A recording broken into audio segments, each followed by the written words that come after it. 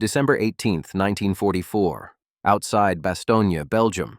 Oberleutnant Klaus Zimmermann crouched behind a snow-covered fallen tree, trying to understand what had just happened. His company, 140 men, experienced Eastern Front veterans, had just been repulsed by an American force of approximately 80 soldiers. They'd had surprise, they'd had numerical superiority, they'd had weather that grounded American aircraft. They should have overrun the American position in an hour. Instead, after 3 hours of fighting, Zimmermann was pulling back with 84 men left, 60 casualties. The Americans were still holding their position. His company had been destroyed by rifle fire.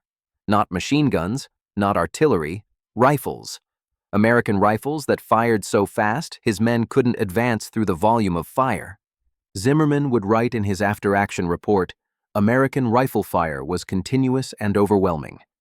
Individual aimed shots merged into what seemed like automatic fire. Our men could not advance. Those who tried were hit multiple times. We could not suppress American positions because their rate of fire exceeded ours by impossible margins."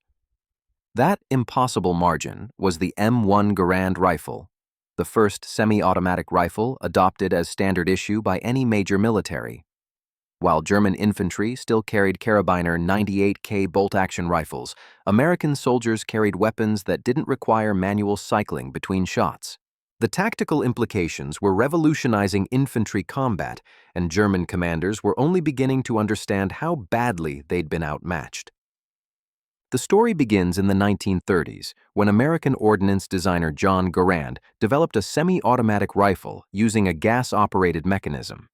The U.S. military, despite institutional resistance, adopted it in 1936 as the M1 Garand. By 1941, American infantry were being equipped with semi-automatic rifles as standard issue, something no other nation had achieved. Germany, Britain, Soviet Union, and Japan all used bolt-action rifles as their primary infantry weapons. This seemed like a minor difference. It wasn't. A bolt-action rifle requires the soldier to manually operate the bolt mechanism after each shot, pull back, extract the spent casing, chamber a new round, close the bolt, re-aim, fire. This cycle takes 3 to 4 seconds for an experienced soldier. A semi-automatic rifle does all of this automatically. Pull trigger, gun fires. Pull trigger again, gun fires again. No manual cycling, no loss of sight picture, no interruption in fire. The rate of fire difference was devastating. A skilled German soldier with a Kar 98K could fire 15 aimed shots per minute. An American soldier with an M1 Garand could fire 40 to 50 aimed shots per minute, nearly triple the rate. In individual duels, this meant American soldiers could fire 3 shots for every German shot.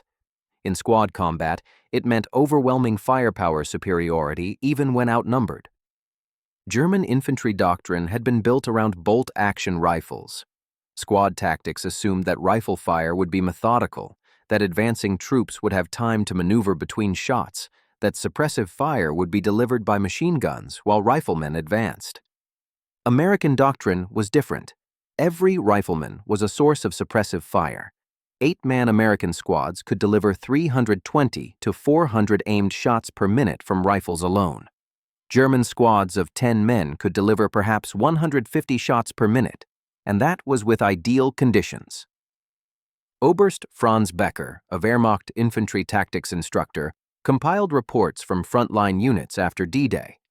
His assessment, marked confidential and sent to Army Group Command, included this analysis.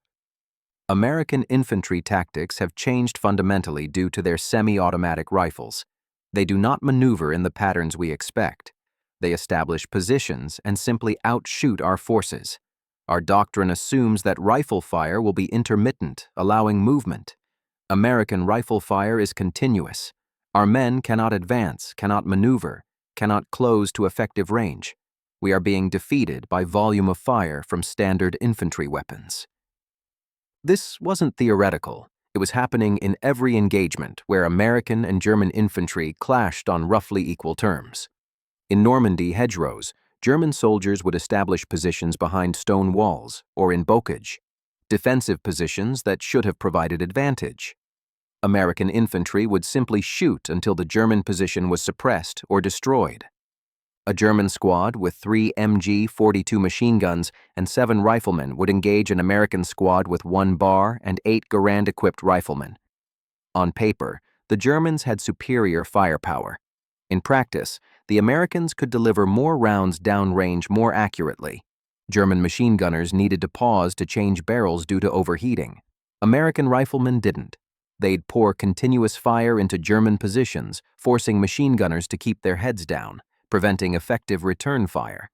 Lieutenant Hans Müller, a platoon leader who survived the Hürtgen forest, wrote in his diary, "The Americans don't fight like soldiers. They fight like a firing squad. You hear their rifles, bang, bang, bang, bang, continuous, rapid, like a drum roll. Our men fire, bang, bang, bang, slow, methodical. In the time it takes us to fire 10 shots, they fired 30. How do you advance into 30 shots? You don't. German infantry stopped advancing in many engagements. They'd go to ground, try to suppress American positions with machine gun fire, call for artillery or armor support. Without that support, they couldn't advance. The Battle of the Bulge was supposed to be different. German forces had surprise, overwhelming numbers, and fog that grounded Allied aircraft. Infantry battles would be decided by who had more men and better positions. But the Garand changed the mathematics. Isolated American units, surrounded, outnumbered, without artillery or air support, held positions they should have lost because they could outshoot attacking German forces. At Bastogne, the 101st Airborne held against repeated German attacks. Part of their success was defensive positions and leadership, but part was simple firepower mathematics. When German infantry attacked, they walked into volumes of rifle fire that stopped them cold. Major Richard Winters, commanding Easy Company, 506 PIR, described an engagement. German company attacked from the tree line. Maybe 100 to 120 men. We had maybe 60 rifles on line. They got within 200 yards before we opened up. The volume of fire from our Garands. It sounded like a machine gun company. They went to ground immediately, couldn't advance, couldn't retreat because we kept firing. 40 minutes later, they pulled back. We counted 23 bodies in the field. Our casualties, 2 wounded. The psychological effect on German soldiers was significant. Eastern Front veterans who'd fought Russians with Mosin-Nagant bolt-action rifles understood that combat rhythm. Fire, cycle bolt, aim, fire. Both sides did it. Combat was predictable. Against Americans with Garands, the rhythm broke. Americans fired continuously. German soldiers would expose themselves to return fire and get hit twice before they could complete their bolt cycle. Panzergrenadier Wolfgang Hartmann, captured in December 1944, described it in interrogation. We knew Americans had semi-automatic rifles. We didn't understand what that meant until we fought them. You can't describe it. You pop up to shoot, you see an American, you aim, you hear bang, bang, bang. 3 shots before you can fire once. You go down, you try again. Same thing. You can't fight what you can't shoot back at.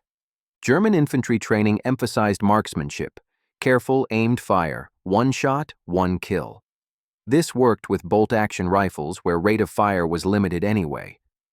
Why waste ammunition on rapid fire when you had to manually cycle between shots? American training emphasized volume of fire. Shoot fast, shoot accurately, keep the enemy's head down.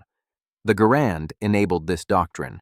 An American soldier could fire 8 rounds, the Garand's en-bloc clip capacity, in 6 to 7 seconds with accuracy. A German soldier needed 24 to 30 seconds to fire 8 aimed shots with a Kar 98K. The tactical applications were endless. American soldiers could engage German positions at range and force them to keep their heads down through sheer volume of fire. This allowed American squad members to maneuver. Classic fire and movement tactics became far more effective when the fire element could sustain continuous shooting. German squads tried the same tactics, but found their riflemen couldn't provide adequate suppressive fire. Machine guns could, but machine guns attracted counterfire and needed to displace frequently. A German squad advancing meant the MG-42 would fire, riflemen would advance, MG-42 would displace and set up again. slow, methodical, effective against enemies with similar weapons. Against Americans, German advances stalled. American riflemen would simply shoot at the advancing Germans continuously. The Germans couldn't suppress them because their riflemen fired too slowly, and their machine gunners became targets the moment they opened fire. Senior German commanders initially dismissed frontline reports about American firepower superiority. Surely semi-automatic rifles weren't that significant. A rifle was a rifle. Training and tactics mattered more than mechanical rate of fire.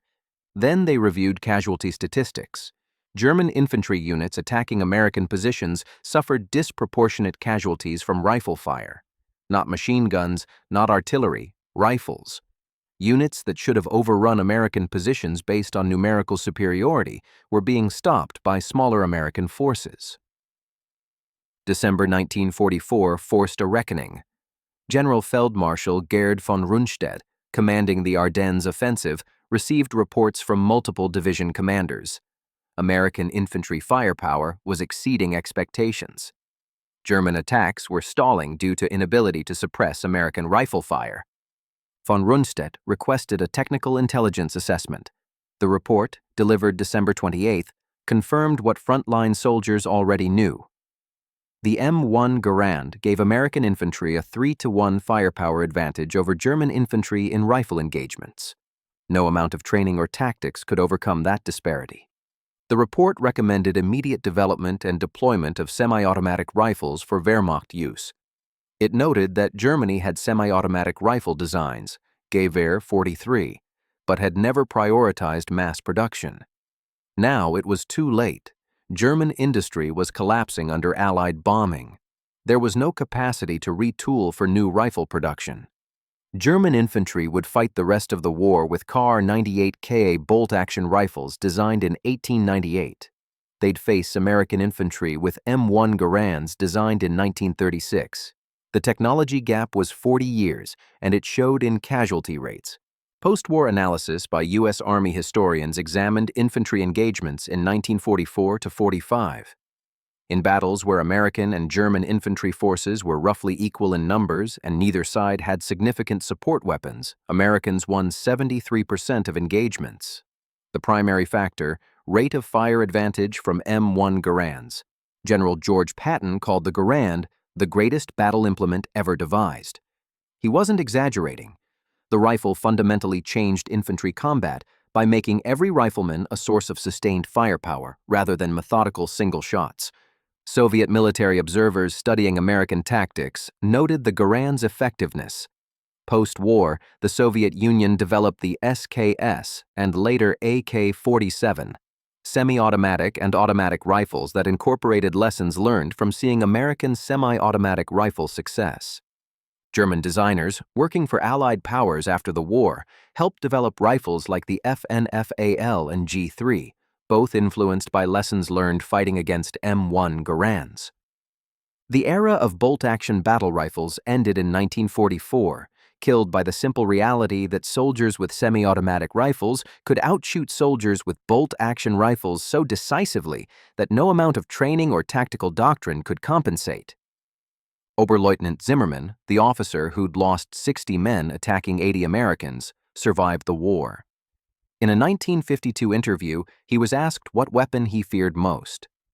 His answer, not tanks, not artillery, the Garand, that clicking sound when an American soldier loaded a fresh clip.